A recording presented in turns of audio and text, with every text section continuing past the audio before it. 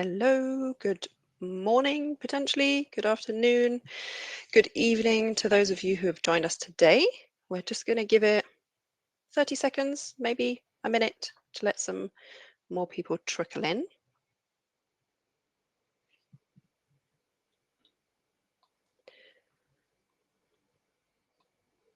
You never know at this time of day what the flow is going to look like and how quickly or otherwise people will join. So Yeah, and obviously I appreciate for anyone joining from the EMEA side of the globe, this is a later slot. So appreciate anyone who's making the time.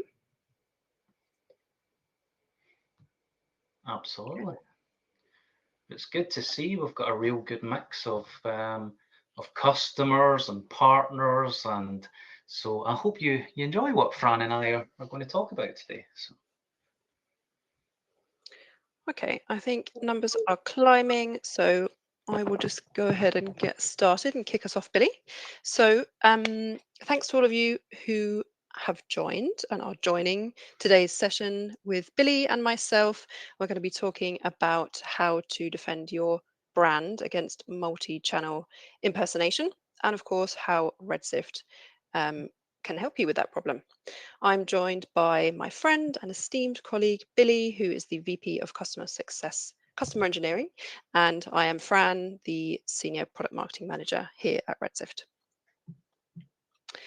So just a quick agenda. We're going to split this into, I guess, kind of two parts. One is looking at the problem and how it unfolds across email, DNS, and lookalikes, including social.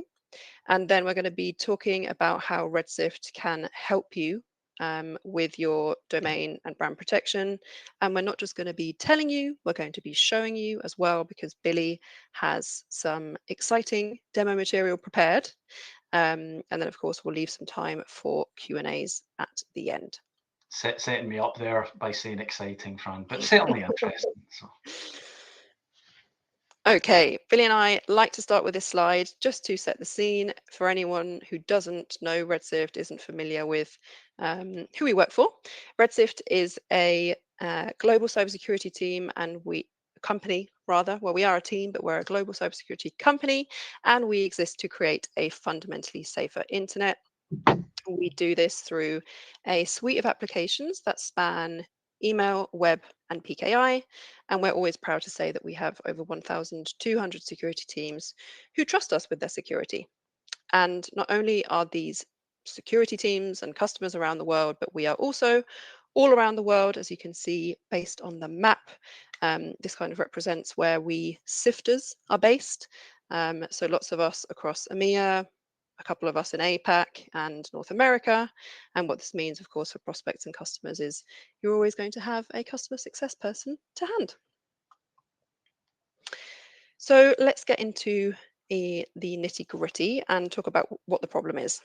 Quick heads up, if you have joined any of Billy and I's recent webinars, you will be familiar with this slide, but we do start here because it's the foundation of domain and brand protection. And email does remain the #1 attack vector. What you can see on this slide is an example of exact domain impersonation, which is one of the most dangerous tactics that attackers use, where they exploit a company domain, and there are no red flags and there are no strange characters because they have taken over, they have impersonated the exact domain. And of course, that makes these emails really difficult and basically impossible to spot. The way to stave off these attacks is by having DMARC deployed, which is an email authentication protocol that lets only authorized users send emails from your domains. And we are thrilled to report that globally, we are seeing DMARC adoption accelerate at an unprecedented pace since the introduction of Google, Yahoo, and Microsoft's bulk sender requirements, which are a set of authentication requirements that anyone who sends over 5,000 emails a day needs to have deployed in order to guarantee delivery of their emails to their intended recipients. So almost 15 million domains now have DMARC records, which is almost double what we saw at the beginning of 2024. So this is a really positive signal because authentication is becoming a baseline expectation and not an optional extra. But if you look more closely at this graph, you'll notice that it also tells a different story. These are policies. So these colors reflect the different domains and the policies that they are at. And what you'll see is that the vast majority of domains with DMARC records are at p equals none, which is the weakest of the three DMARC policies because it does not block exact domain impersonation. And while standards are tightening, for example, Gmail has now moved from education to active enforcement, and starting this month, non-compliant messages will face temporary or permanent rejection rather than simple spam placement. There is still work to be done and a tightening of rules to be done when it comes to the policies. So we are yet to see wider adoption of DMARC at enforcement. And I think the remember, folks, that this is mainly just now focused towards the consumer market.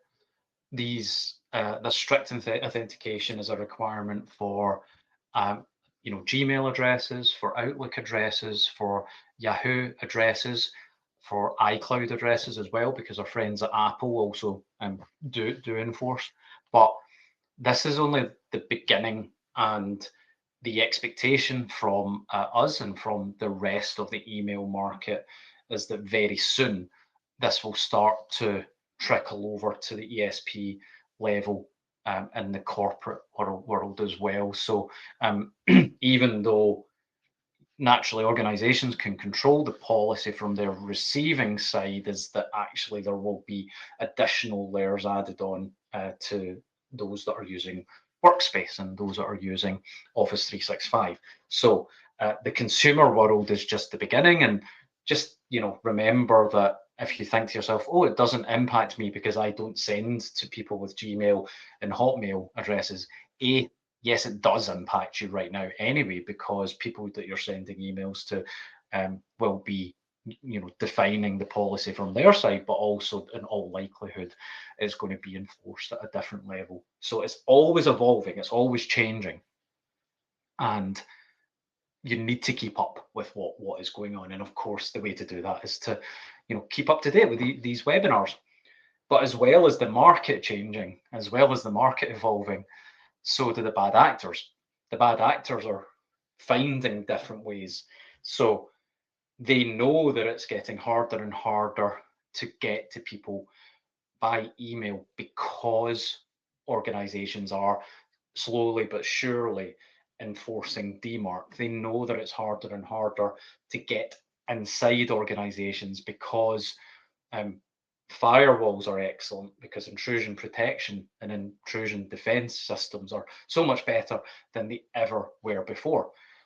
So the bad actors are looking for, okay, where can they target that's actually outside of the firewall, where there could actually be weaknesses. And one area that they do go after, and they have started to go after increasingly in particular over the past 3 years, is by looking at the non-patchable attack surface. So we're talking about domains, we're talking about subdomains, we're talking about IP addresses, we're talking about cloud resources, we're talking about all of these assets that are configured or misconfigured, and then either way they're forgotten about. And the non-patchable attack surface is increasing all the time. In 2023, it was 10% of an enterprise's total exposure. 2026, it's expected to be 50% of an enterprise's total exposure. And Fran, that totally makes sense, doesn't it? Right? Because more and more organizations are relying on cloud services. We've got more and more customers that are genuine multi-cloud, where they're using AWS and they're using GCP and they're using Oracle and they're using Azure and they're using third-party providers, where they need to actually make DNS changes and DNS configurations on the public internet. So that increase and that dependency on public DNS means that bad actors are looking for different ways to exploit that. And they may be, and they are, going after your DNS provider. Okay, so they'll be trying to get access into your DNS. Some organizations have got poor controls there and actually may not have the right level of authentication required to access, so bad actors can exploit that. But there are other ways of going about it, and sometimes what people forget about is the hygiene element of DNS. And poor DNS hygiene led to an attack in February 2024 that was called subdo mailing. And I think this is probably the first time actually that this type of DNS or this type of attack that occurred because of poor DNS hygiene emerged in this widespread manner. What actually happened was that through subdomain and domain takeovers that occurred because of poor DNS hygiene, and I'll explain exactly how it happened in a moment, the actors were able to send fraudulent emails on behalf of legitimate brands. And I'm talking about really significant brands here. I'm not just talking about mom and pop shops. I'm not talking about small businesses. I'm talking about some of the biggest organizations in the world that you and I all know and that you and I all transact with. Okay. They were able to send fraudulent emails on behalf of those brands. It was a demonstration of how bad actors have begun to innovate and think about different ways of doing things and different ways of attacking organizations and taking over their email services where an organization is using DMARC and they're protected. Because one of the things, naturally, DMARC, SPF, and DKIM are fantastic protocols for authenticating and ensuring that only the right people can send emails. But if someone gets access to your DNS and someone can make a configuration change, then it means that they can actually send emails that are authenticated. So because you've done a great job at configuring SPF and configuring DKIM, if they get access and control over a subdomain, they can send out authenticated emails as you. So the benefits of DMARC mean that bad actors, if they find a way into your DNS, can actually send legitimate email and it will be placed into the inbox. They're impersonating organizations. They're making the messages appear more legitimate and deceiving recipients with these. So now, how did that actually work in practice? Actually, it was fairly simple, and it is fairly simple. And by the way, these principles apply not just to sending authenticated email, but the same type of attack can result in your website being taken over or one of your web services on your subdomain being taken over as well.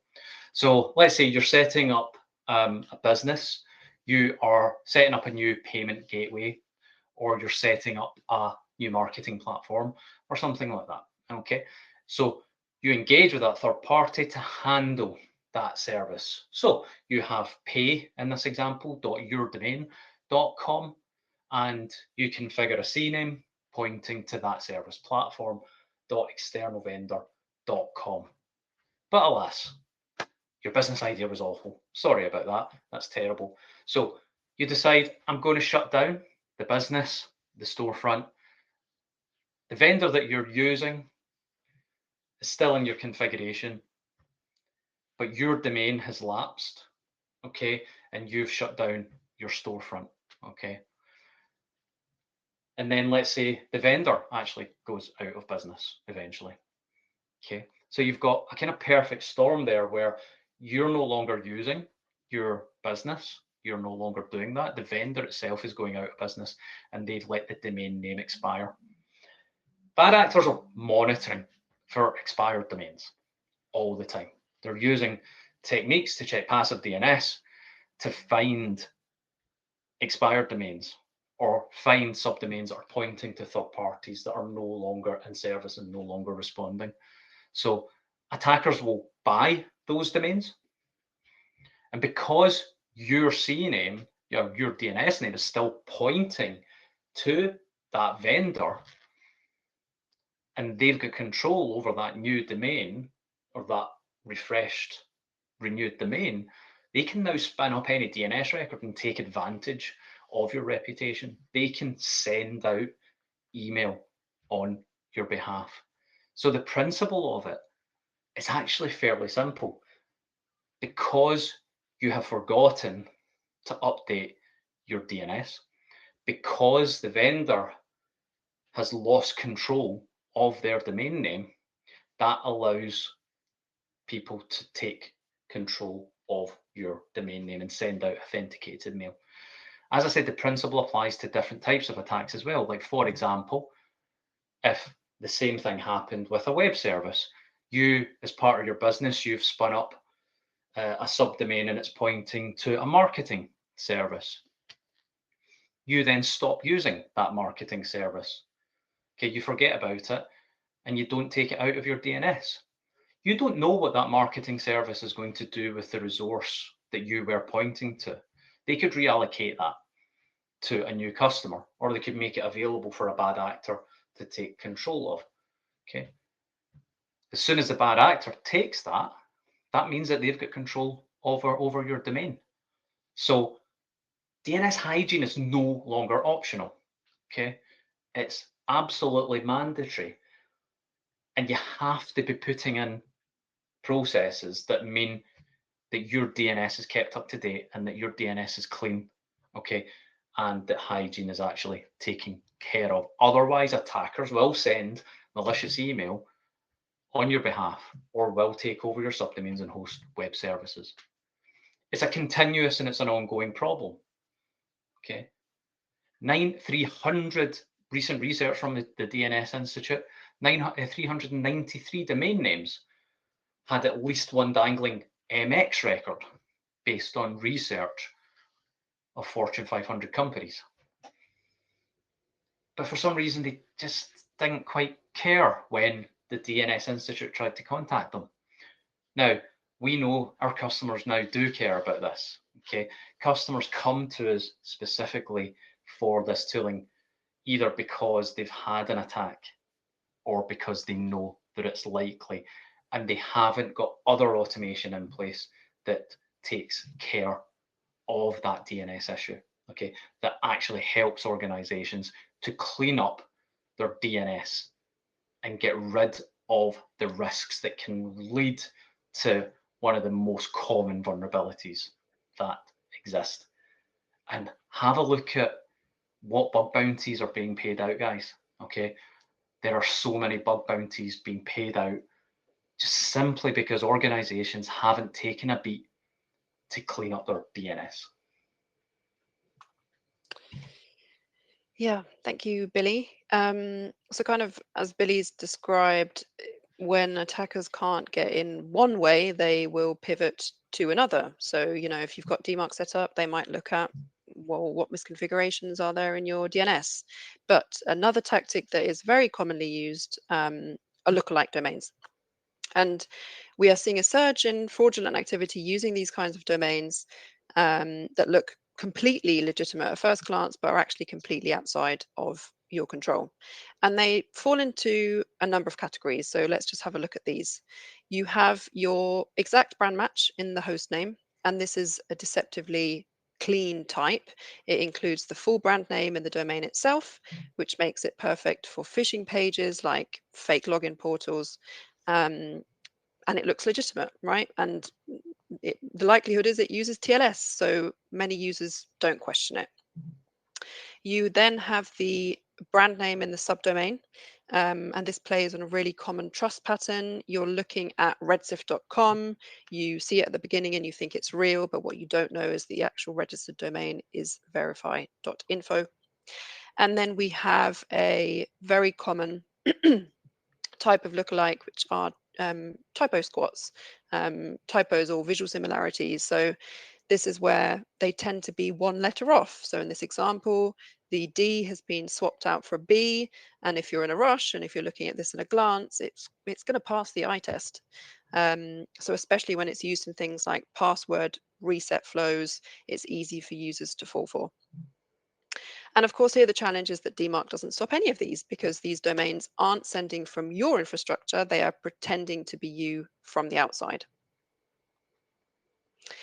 So we've looked at the different types of lookalike domains and why DMARC can't catch them, but let's zoom out and think about the fact that lookalikes aren't or don't tend to be used in silos and in isolated cases. They really are stitched together into kind of multi-channel attack chains. Um, and so a common chain that we're seeing in the wild is the one on the right here. So step one is an attacker will scrape LinkedIn to find executives that are worth impersonating. They might also look to use platforms like Rocket Reach or Crunchbase. They then will build out these profiles using real headshots, using real information because they are, legitimate copies of profiles that exist. They then spend time building a network and will send out connection requests, usually to employees of the company who have, access to portals and systems, or they might send requests to partners. And from here, they start sending messages. And usually these will point to lookalike domains. So there might be a convincing login page or a payment link hosted on one of these. And when the target follows the link and submits their credentials, the attacker harvests them and gains access. And from there, it's pretty much game over because the attacker is now using a real account to send business email compromise requests or invoice fraud or requests for fund transfers. And they're all coming from a trusted, legitimate account. So the danger isn't just the lookalike domain or just the social profile, it's the chain, because social engineering and lookalike pages and credential harvesting, they all reinforce each other. And that's why detection needs to be multi-channel. Billy, I think you've got some info for us on the scale of this problem. Yeah, and it's huge. And I've just posted a link to a bit of research called the Imitation Game. I've just posted it inside the chat for those that are interested in this. Some people, when we've been talking about social media monitoring, think to themselves, oh, surely, this isn't as big, that huge a problem. Surely it's not something we really should be concerned about. But the reality is really, really different. And that's because, frankly, the social media platforms just make it so easy for people to set up accounts with any type of name contained within it. There's no checking, there's no validation, there's no, unless you go for a fully authenticated profile, there's nothing there to stop anyone registering a page, registering a profile in the name of a brand or in the name of a person, okay, that already exists. And this research is great. It's very recent. It's just from last year. It was completed. The full PDF is in that link, and I think there's a video in it as well. But the analysis that was carried out of the top 10,000 websites based on Tranco, where there was almost 3,000 unique brands that where their brand name was being used on 1.3 million social media accounts, okay, across, and that wasn't just across one platform, that's across X, Instagram, Telegram, and YouTube. Okay, you're talking about the big hitters here. It's not some niche platform, some specialist platform. These are the platforms that the vast majority of people are using on a daily basis. So the scale where brand names are being registered is huge. Now, a lot of that might not be weaponized. It may be people setting up fan sites. It may be people setting up a site because or a page because they think it's cool or some, a multitude of different reasons. You know, when I was younger, I remember my first email address that I set up. It was before social media, anyway. But my first email address was a reference to a heavy metal band that I liked at the time. So people do that, right? They set these things up without thinking about it. So when the researchers looked more closely at it, though, what they realised is of those, 9,473 of them were genuinely impersonating the brands by using the logo, okay? And that impacted 1,701 brands. So people have made the effort to create a page, okay, and then add the logo. And Instagram, for example, is particularly problematic here. The researchers found 483 brand profiles that were impersonated by 1,065 squatted handles. And you will all know that Instagram, as well as being one of the most popular sites for cat videos, okay? It's what I do when I'm not working at Redshift. I sit and scroll on Reels, Fran, looking at cat videos all the time. But it's the most popular one for purchasing items. Okay, and we've got actually customers with us who work in the sport industry, who are now coming to us for social media monitoring because they're concerned about pages that are being set up mimicking their brand to sell fake goods or trying, defrauding people into buying goods that don't exist, potentially even worse.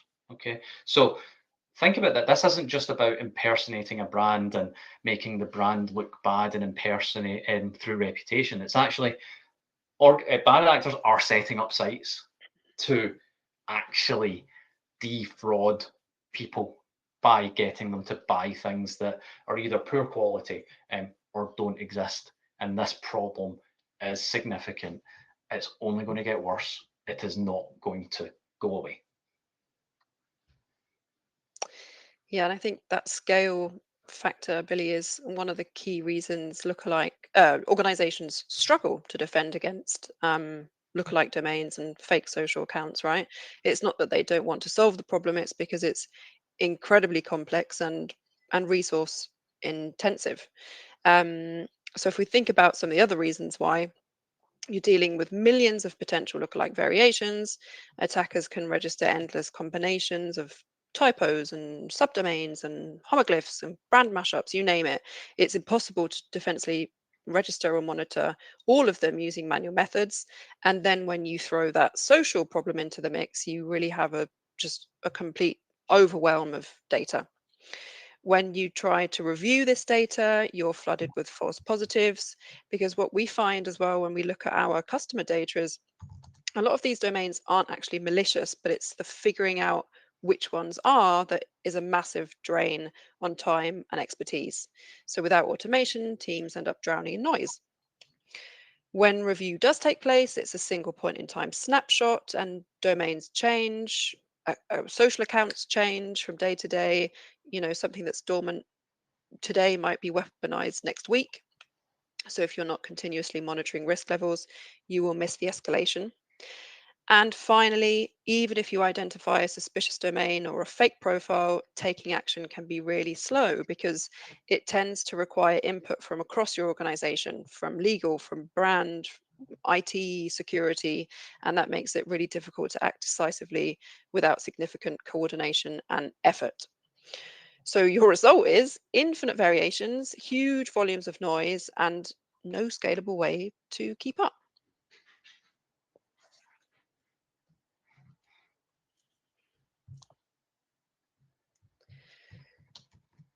And that means that actually organizations have tried to keep up, but for years, to be honest, it meant that people were having to use different ways and different tools of actually doing it. They were having to do things, and I've worked with customers actually who were doing a lot of this manually. So they were trying to get better at it. They were maybe using tools that they had found on GitHub to bring it all together. Maybe if they did have budget, they were actually trying to buy something and put a square peg into a round hole by trying to get it to link up with other platforms, and it just didn't quite come together, either because the tooling just weren't compatible with each other, or the manual methods that they were trying required maintenance, required upkeep. The results were incomplete because of that issue that you mentioned, and I'll talk more about the scale of the problem again in a little bit as well. But that patchwork of vendors and that patchwork of solutions led to that big disconnect. Having one for email, one for DNS, one for your attack surface, one for social media monitoring just didn't quite work. It just didn't bring everything together. What we've done at Redshift is try to resolve that by bringing everything together in one place, starting with a shared inventory, okay, that continuously and automatically updates to give customers a consolidated view, okay, because we know that customers do want to consolidate vendors. That's a big trend in the market at the moment. But as they're consolidating, customers want to see some benefit. They want unified visibility. They want everything to be in one place. They want one place to see and act against these issues that occur in DNS and email and domain name registrations and social media and web services and email services. They want a single pane of glass to do that. And that is where the Redshift platform comes in, starting with that inventory that I mentioned. The Redshift platform will continuously and automatically build out an inventory of your known assets, your domain names, your subdomains, your certificates, your IP addresses, your web services, your email services, so your sending sources. Where are all your emails actually coming from? The legitimate places. Okay. We do that continuously so you don't have to pull together lots of bits of information from disparate sources. You don't have to log into your registrar. You don't have to log into your certificate authority. You don't have to log into your cloud provider. Okay. In one place, you will be able to see all of your inventory. And that gives you a source that you can trust and a source that you can then use to begin to see where are the misconfigurations, where do they actually lie, and what action do I need to take to secure myself and defend myself against these types of multi-channel brand impersonation that we've spoken about. So we detect all your sending sources. Okay, we tell you what sending sources are not well configured, not authenticated, and what action you need to take. But importantly as well, at the same time as doing that, we're telling you which sending sources have been found that are sending out phishing attacks, okay? That are sending out exact domain impersonation attacks by email. So not only by doing this properly, by starting with the visibility approach, you're able to use that level of visibility, that level of security telemetry to understand exactly where the attacks to your business are coming from, to your organization. And I'm working with a non-profit just now who came on board with us for that very reason. That non-profit is a distributed function. It's worldwide. They've got people who have got email sending services in countries that may typically be treated as being suspicious sources, but they need to be able to see what emails are coming out, where they're actually coming from, so that they can actually make a decision about whether it's legitimate or whether it's not.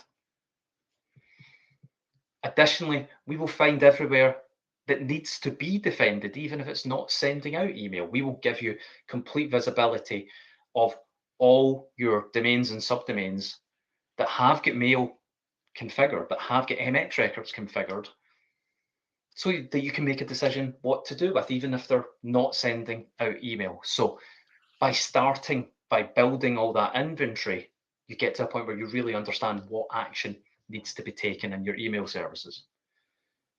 Similarly, when it comes to DNS hygiene, we've got two routes to that. First of all, built into on DMARC, we have got our DNS Guardian solution, which looks at some of the critical DNS issues dangling DNS issues that lead to domain and subdomain takeover, as I spoke about. Okay. But also other DNS misconfigurations that may lead to name server takeovers.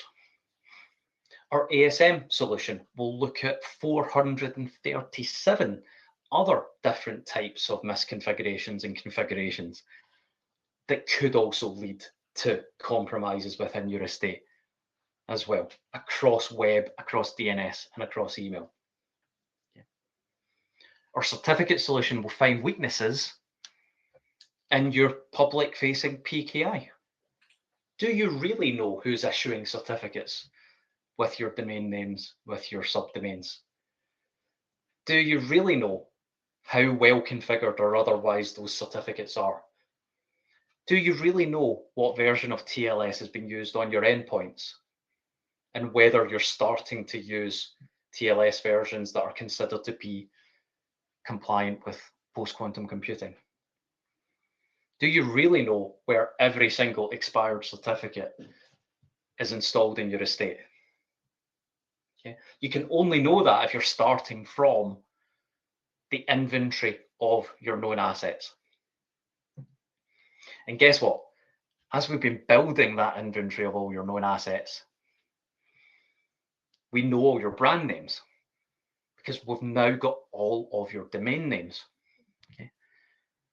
So if we go into the mirror universe, we can flip it and we can say, well, we know your known assets, so let's now go and using our brand trust solution, let's go and find everywhere that your brand is being impersonated in public DNS or on social media. Okay. All of these use cases I'm talking about, guys, are only possible if you start off with that inventory at the very beginning that continuously and automatically keeps itself up to date.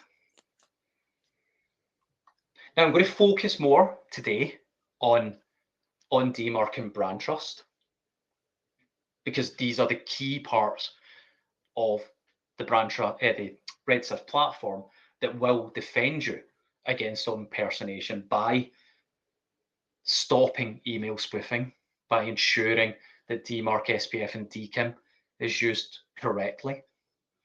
As I mentioned, DNS Guardian that checks for dangling DNS issues is available as part of OnDMARC as well. Also, brand trust will help you detect those DNS names, those domain names and subdomains, and the social media sites that will stop, that are potentially a threat to your reputation, so that you can then stop and enforce takedown action against them. So I'm going to take control.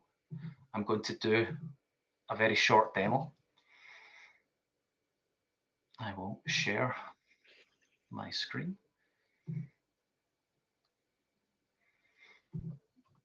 Okay. And hopefully now everyone can see my screen.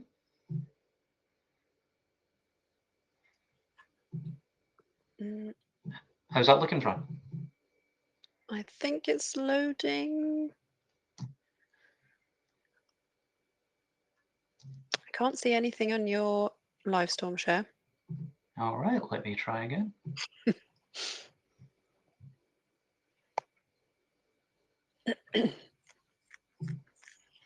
Okay, let me try again.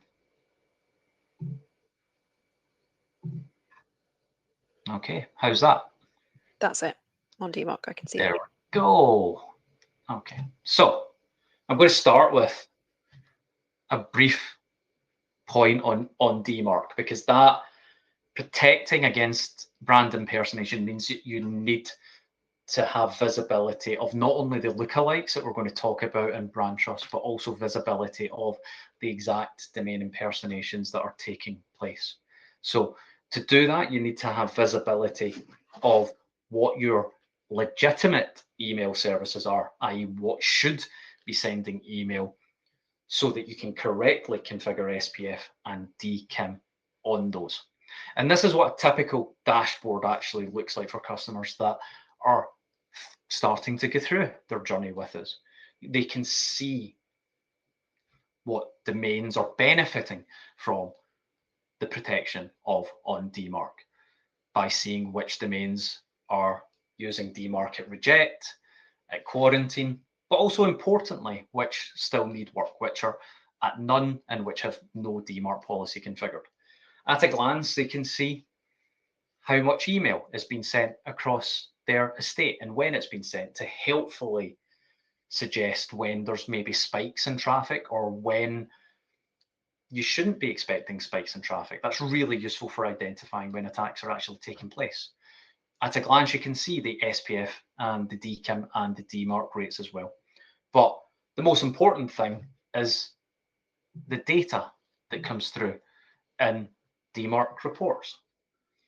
At a glance, you can see what emails are passing DMARC and which are failing and what the outcome is of those emails.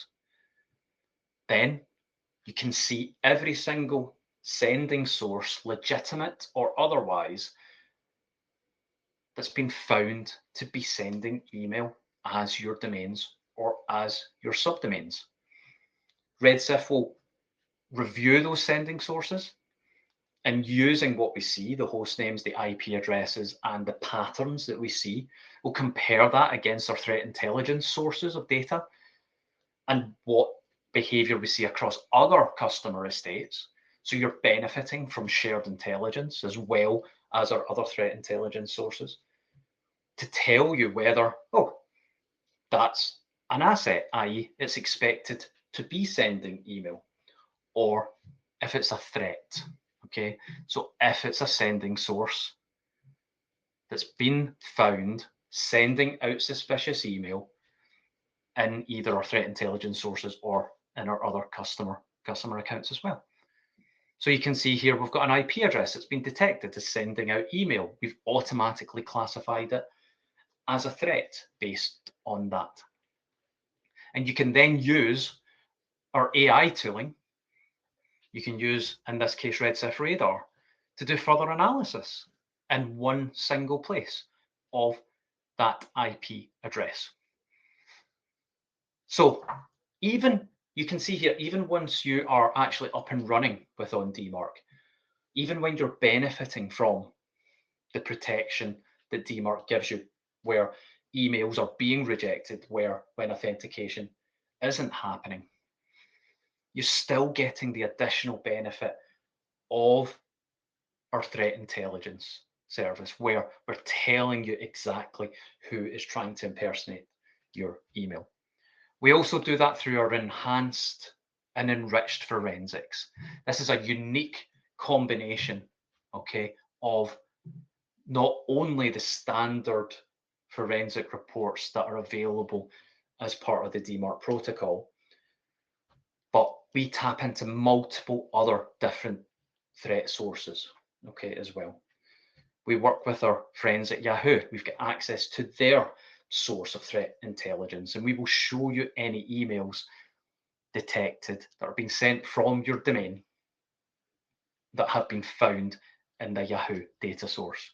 So giving you visibility of edge case failures and spam.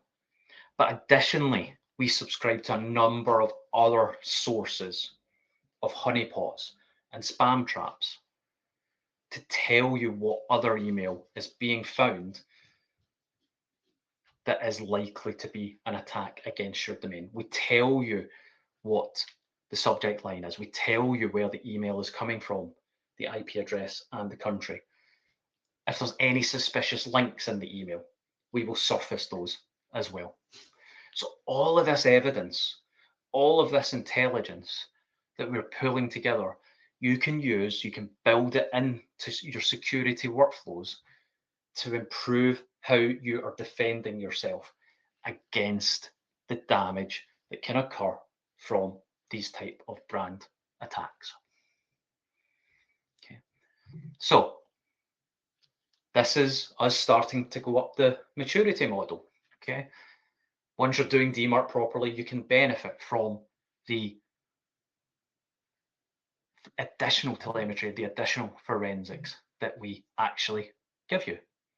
Now, once you're actually doing that, once you're at that comfortable stage, you might think to yourself, okay, what's actually next? Where do I go from there?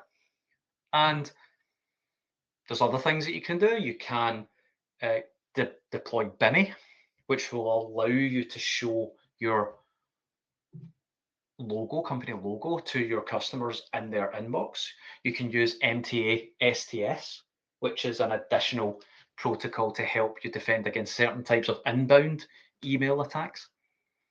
But as I mentioned, we've got all that inventory. We know your brands through the process of getting up and running with on DMARC. So if you care about exact domain impersonation, you should also care about lookalike domain impersonation. You should also care about lookalikes on social media as well, because this is a real risk. And what you can see here, okay, is the dashboard that tells our customers exactly how many lookalikes there are in the DNS space and in social media. This is a big data problem, as I mentioned. Okay, we do this by continuously scanning new and updated DNS names. Okay, you can see at the bottom there, there's been 17.3 million in the past 24 hours. We do this by continuously scanning the pages and the profiles on top social media sites like Facebook, Instagram, and LinkedIn. And when we're scanning those, when we're building out that inventory, we're sifting through them to find matches for your brand names. Okay, we're trying to find all of those different matches that Fran mentioned earlier on.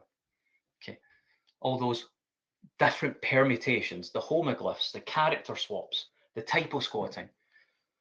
There's about 14 or 15 at least different types of variations that we actually check for. Okay, but that can get a bit noisy.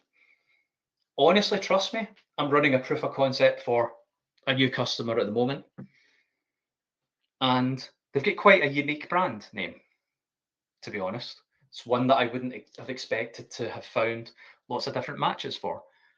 But when I checked it this morning, it had 28,000 lookalikes. Okay, now that's a lot of noise. Nobody has got the actual resource to look through that volume. And luckily with Redshift, luckily with Brand Trust, you don't have to. You can actually ignore that 28,000. You don't even have to look at those. Okay, because what we're actually going to do is every single lookalike that's discovered, we're going to check it for key signals that indicate that the lookalike has been weaponized. And we're then going to prioritize those based on those signals. And then our AI agent is going to review the lookalike and tell you whether it thinks this is a safe site, i.e. it actually belongs to you, that it's suspicious and you should be continuously monitoring it, or if you should begin enforcement and try and take it down. What that looks like for risks in the DNS, so domain names and subdomains, is that each one is given a risk score. Okay, the higher the risk score, the more likely it is to be a threat to your organization. We use a combination of different signals, including some basic things like what DNS provider is used. Is it hosting web services or is it hosting email services? To really some really cool stuff like, is it using your logo? Is it using your brand names? Does it have the pictures of your founders on it, like this example here? Okay, so we're not just relying on the fact that, oh, a domain name might contain your brand. Redshift Brand Trust will actually look at the results and go, this is a real threat to you. And it will tell you the reason why. And the agent will then look at that. It will tell you, yeah, I agree with the risk score. We should take this website down. And here's why. And if you do want to start enforcement and you do want to start takedown, it's just one click, because we've got an integrated takedown service for domain names and subdomains built into the platform. You simply hit mark for takedown and that will all begin. So from the domain name registration and the subdomain perspective, you can focus on triaging what is a real risk to your business. You don't need to worry about the thousands and thousands of lookalikes out there. You only need to worry about the ones that are truly weaponized and they've got enough evidence that there is a high likelihood that it can actually be taken down.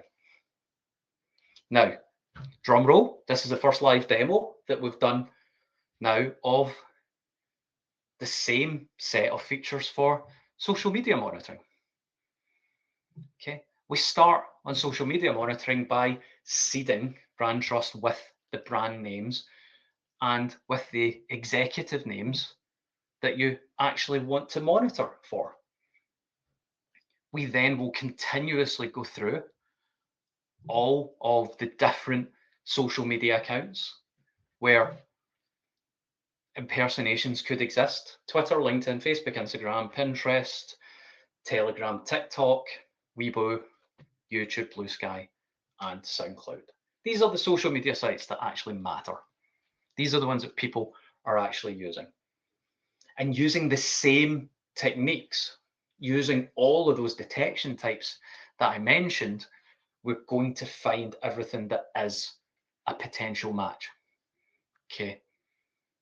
But again, the same principle, there could be loads of different matches out there.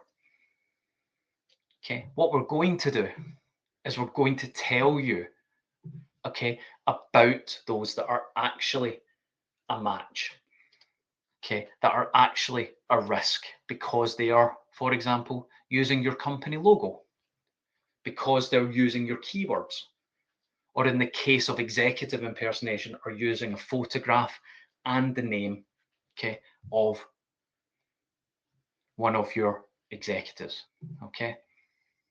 We'll detect in the same way the pictures of your executive, we'll detect in the same way the logos, and we'll detect in the same way the keywords.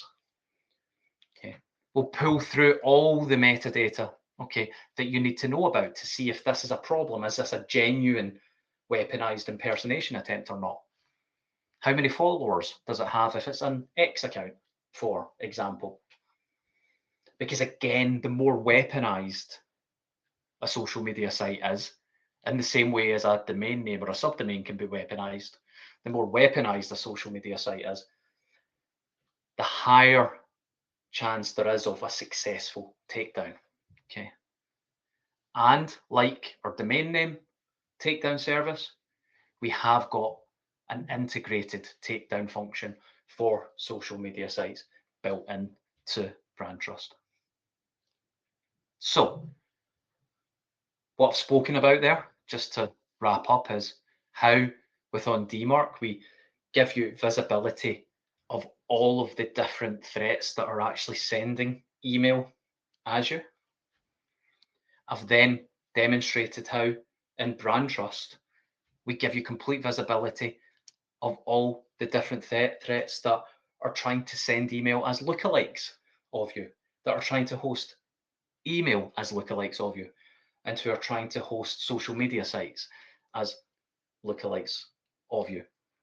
So by starting with inventory, by starting to build everything that we need to know, every domain name and subdomain that you own, we can protect you against both exact domain impersonations by email and lookalike domain impersonations and lookalike social media impersonations, okay, in the domain, subdomain, and social media space. It's a bit of a no-brainer, guys. Fab, Billy. Okay, I'm just gonna share for the final couple of slides before we wrap up. So really, you've just addressed what's on this slide. This is kind of the trinity, the takeaway that we want you to Remember from today's session, it starts with policy enforcement through DMARC and through protocol-based security. So, SPF, TKIM, BIMI, MTA-SDS. Then you want to look at protecting your DNS and making sure that you're monitoring it for any misconfigurations that could be taken over. And finally, looking beyond your owned domains to your perimeter where those lookalikes exist. An actionable takeaway for you today, if you're interested in the applications that we have spoken about, obviously we were focused on DMARC and brand trust, but if you have a question about PKI or DNS specifically in terms of attack surface management, then you can go to this link or go to this webpage, fill in the form, and someone from our team will get back to you for a completely free cyber risk assessment.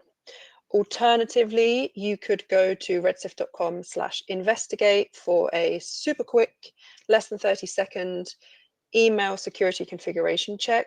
So it's going to look at your DMARC setup. Have you got BIMI in place? Are there any issues with your SPF record? And that's completely free, no strings attached, and something we would definitely recommend that you do. So we have just a couple of minutes for questions. We've got a couple in the chat, Billy, about social specifically. So someone is asking, well, we don't use social media as an organization, so surely social media monitoring isn't important to us. Really, really fair and valid point, because there may be organizations that either think that they've never had to use social media because they think that social media is purely a marketing tool, okay, for example, and they think that, yeah, their target customers aren't out there, or they've just made a policy decision that, yeah, we're not going to do it. Actually, if you think about it, your absence from social media makes it more likely that you're going to be impersonated, okay? Because if there's only one X, old habits die hard, one X account, okay, that has your brand name contained within it, your customers are going to assume that it's you, okay? If they cannot find 3 or 4 social media accounts that are called Redshift, if there's only one there, they are going to assume, whether there's verification or not on the account, especially with some of the social media sites, verification doesn't really mean anything these days, okay? Then, that absence, okay, means it's more likely to be you. If there's only one person in the room that says that they're you, then the person trying to find you is going to assume that it's you. So we would recommend that even if you don't actively use social media, you should be embracing social media monitoring. Mm-hmm. And just one more, should we pay for automatic social media monitoring, or is this something our marketing team can do? Fran, you touched on a really important point, which I kind of built on as well, which is that you simply just, this is, the scale of this is massive. There are, millions of impersonation accounts actually out there. And with the best intention in the world, your marketing team just are not going to have the time or the capacity to find everything. They also won't be able to check for all the different variations, okay, that may actually occur. Like I said, we're looking at homoglyphs and we're looking at character swaps and we're looking at all of these different types of variations of imitation that can take place, impersonation that can take place. So that's something that we, if you're doing it already, fantastic. I'm very, very pleased that you're thinking about it, and it means that you take it seriously. But you're just not going to find all the risks by doing it that way, guys. Yeah, it's like a game of whack-a-mole, right? It's just impossible to keep up. 100%. You just cannot do it. Okay, we do have one last question from Ben, but I want to be respectful of people's time. So Ben will drop you an email so you'll get a one-to-one reply from us. But thank you so much for joining today, and we look forward to seeing you in our next session. Thanks so much. Thanks as always, Fran. Cheers. Bye.